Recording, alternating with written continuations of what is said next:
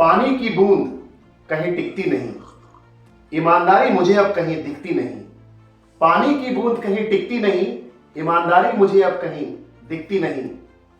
खरीदारों की मंडी में खड़ा है अभिषेक, जितनी मर्जी चाहे बोली लगा, कुछ चीजें ऐसी हैं जो बिकती नहीं। हेलो हाय नमस्कार दोस्तों, मेरा नाम डॉक्टर अभिषेक श्रीवास्तव है और मैं एक ऑथर, मोटिवेशनल स्पीकर और स्टूडेंट कोच हूं। आज बड़ा ही विशेष टॉपिक में लेके आया हूं और आज मैं आपको बताने जा रहा हूं कि क्यों हुई अब्दुल कलाम साहब की पिटाई उनके पिताजी के द्वारा। जी हाँ दोस्तों, क्यों हुई अब्दुल कलाम साहब की पिटाई उनके पिताजी के द्वारा। देखिए ऐसा है कि एक बात की बात है, once it so happened that Abdul Kalam was reading and learning his lessons, और उनके गांव रामेश्वरम में, जिसके बारे में हम लोग जानते हैं, रामेश्वरम में चुनाव होने वाला था और उनके पापा जनाब अबुल पाकीर जैनुलाब्दीन साहब वो प्रेसिडेंट बने थे पंचायत के, और मेंबर भी सिलेक्ट हुए थे और वो प्रेसिडेंट भी बने थे। तो हुआ कुछ ऐसा कि कलाम साहब उन दिनों किरासन से जो लैंप जलते थे उसकी रोशनी में अब्दुल कलाम साहब पढ़ा करते थे।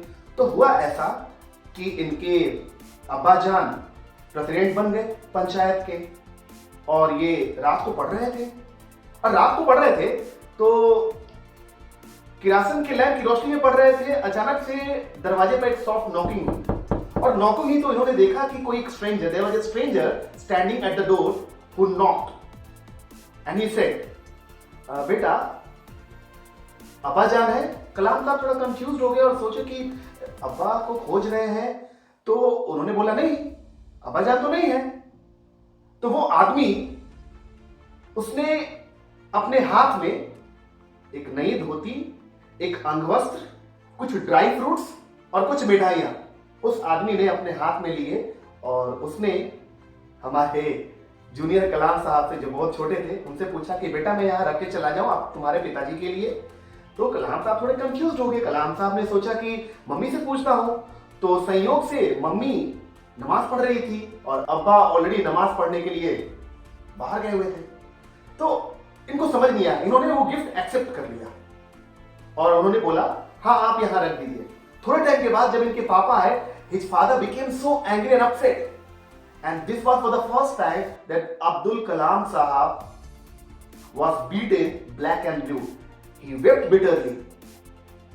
उनकी माँ ने उनको कंसोल किया और थोड़े टाइम के बाद अब्बा जान उनके पास गए, अब्दुल कलाम साहब के पास गए और कहते हैं, देखो बेटा, अगर परमात्मा ने तुम्हें इतनी क्षमता दी है कि तुम किसी पोस्ट, डिग्निफाइड पोस्ट को तुम हैंडल कर रहे हो, उस पोस्ट पे विराजमान हो, तो परमात्मा ही उसकी व्यवस्था करेगी और परमात्मा ही तुम्हारा दाना और पानी चलाएगी। देखिए, actually his father was trying to make him understand that a gift is always accompanied by a purpose. Accepting a gift, hello, come on, hear me now. Accepting a gift is like feeding a snake. You will get back poison in turn. So that's it. और अब्बा जान ने इनको समझाया कि बेटा कभी भी किसी से कोई गिफ्ट नहीं लेना चाहिए, क्योंकि उस गिफ्ट के पीछे का मोटिव मे बी अल्टीरियर भी हो सकता है। मुझे याद आता है, मनुस्मृति में कहा गया है कि bye accepting gift the divine light in the person gets extinguished. Come on. By accepting gift, the divine light in the person gets extinguished.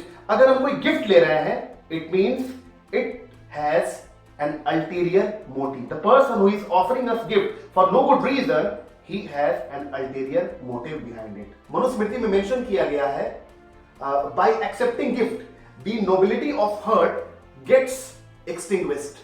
जब आप गिफ्ट लेते हो ना किसी से, तो आपके भीतर जो डिविनिटी होती है, जो आपके भीतर प्योरिटी ऑफ हार्ट होती है, वो इम्प्योर हो जाता है और आप थोड़ा सा बेईमानी के रास्ते पे जाना शुरू कर देते हो। So preserve your divinity, preserve your light. So Kalam sahab के इस कहानी से हम ये सीखते हैं, the moral of the story is never ever accept any gift because a gift is always accompanied by a purpose.